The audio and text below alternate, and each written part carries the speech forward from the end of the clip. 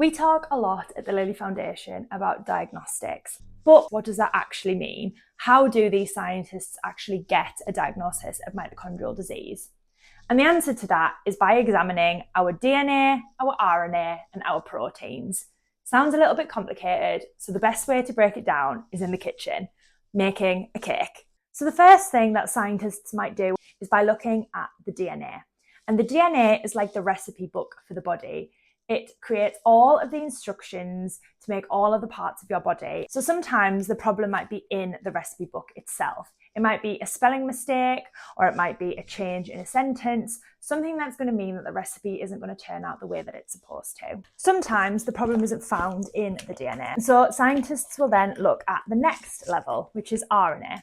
And RNA is kind of like the chef who carries out the instructions. The problem might actually lie with the chef.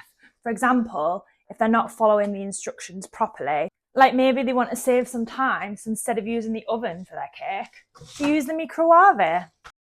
Proteins are the final product. So if scientists haven't found a problem in the DNA or the RNA, they might move on to the protein. And this is what your body actually builds using these instructions. They do all of the important jobs in the body, like carrying oxygen, digesting food, and making energy.